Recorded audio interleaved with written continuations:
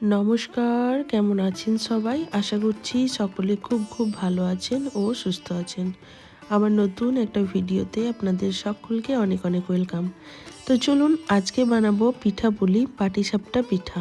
পাটিসাপটা পিঠা বানানোর জন্য প্রথমে আমি পুরটা রেডি করে নিচ্ছি।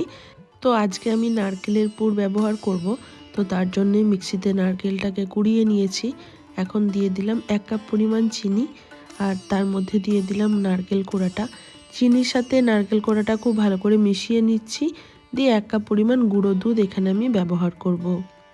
আপনারা চাইলে এটা বাজার থেকে কিনতে পাওয়া যায় খোয়া যেটা, সেটা দিয়ে বানাতে পারেন।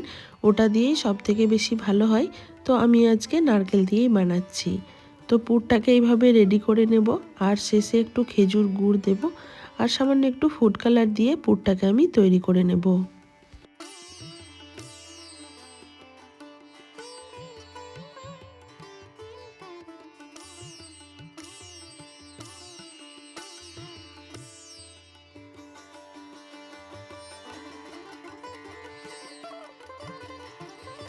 আপনারা চাইলে ফুড কালারটা অ্যাভয়েড করতে পারেন।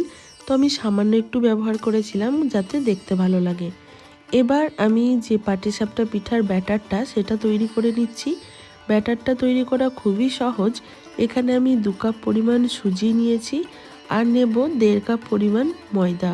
আজকে আমি এটাতে চালের গুঁড়ো ব্যবহার করব না। তো চালের গুঁড়ো না দিয়েও কিন্তু খুবই সুন্দরভাবে পাটিসাপটা পিঠাগুলো হবে। আর আপনারা সুজি আর ময়দা দিয়ে যে কোনো সময় এই পিঠাটা বানিয়ে নিতে পারবেন। তো ময়দার পরিমাণটা আমি 1.5 কাপ নিয়েছিলাম আর সুজির পরিমাণটা আমি এখানে 2 কাপ নিয়েছি। এবার এই উপকরণ দুটি মিশিয়ে নিলাম।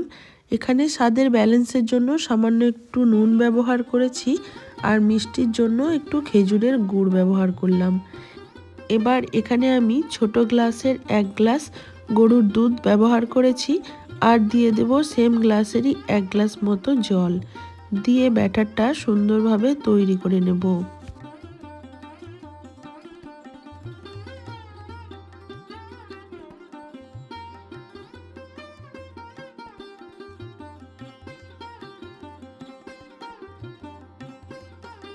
যেহেতু সুজি আছে তাই ব্যাটারটা ঢেকে রাখবো 10 মিনিট মতো। 10 মিনিট পর দেখুন এটাকে আমি মিক্সিতে এইভাবে দিয়ে ভালো করে পেস্ট তৈরি করে নিচ্ছি। আর একটা স্ট্রেনার দিয়ে ব্যাটারটাকে সুন্দরভাবে ছেঁকে নিচ্ছি।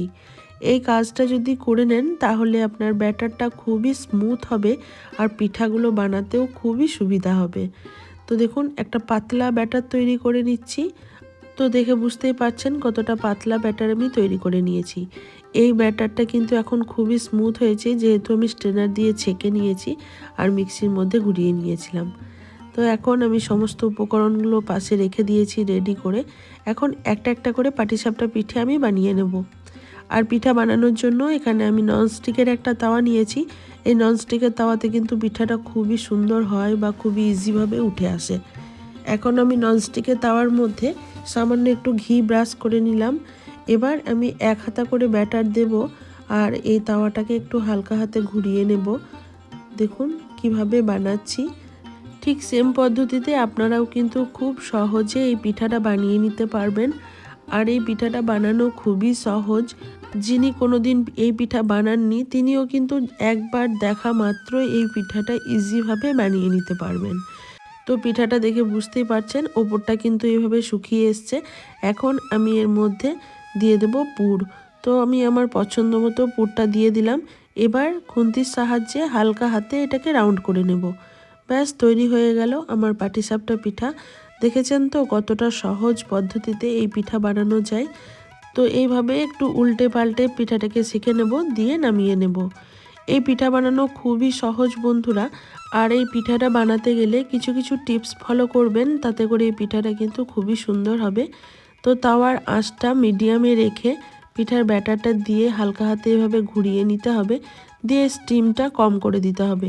স্টিমটা কম করে দিলে কিন্তু এই পিঠার উপরের যে তলার পিঠটা আছে সেটা কিন্তু খুবই স্মুথ হবে আর সুন্দরভাবে পিঠাটা এইভাবে উঠে আসবে।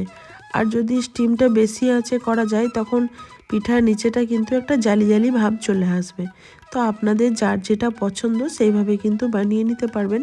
অনেকে এই পাটিসাপটার পিঠার ওপরের অংশটা খুবই স্মুথ পছন্দ করেন তারা কিন্তু স্টিমটা কম করে বানাবেন, আর যারা একদম জালি জালিটা পছন্দ করেন তারা স্টিমটা বেশি দিয়ে বানাতে পারেন। তো দেখুন আমার পিঠাগুলো সব বানানো হয়ে গেছে, আর কিছুটা বাকি আছে সেটা বানিয়ে নেব। তো অনেকেই কিন্তু এই পিঠাটা ঘি দিয়ে ভেজে খেতে বেশি ভালোবাসেন। তো তারা কি করবেন, এইভাবে 1 চামচ করে ঘি নিয়ে এভাবে পিঠার মধ্যে দিয়ে এভাবে ভেজে নিতে পারেন। এতেও কিন্তু এই পিঠাটা খেতে আরও ভালো লাগবে এবং সুস্বাদু হবে, ঘিয়ের একটা সুন্দর ফ্লেভার আসবে। তো এইভাবেই আমি পিঠাগুলো চলুন বানিয়ে ফেলি।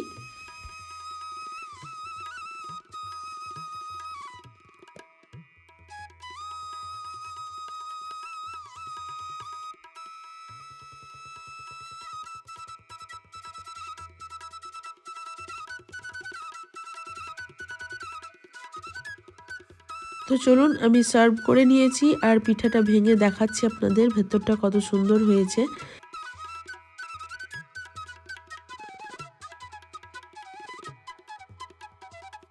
তো কেমন লাগলো বন্ধুরা আজকের আমার এই ছোট্ট ভিডিওটি ভালো লাগলে অবশ্যই একটা কমেন্ট করে জানাবেন, একটা লাইক করবেন, আর নতুন কোনো বন্ধু আমার চ্যানেলে ভিজিট করলে অবশ্যই চ্যানেলটিকে সাবস্ক্রাইব করে পাশে থাকবেন।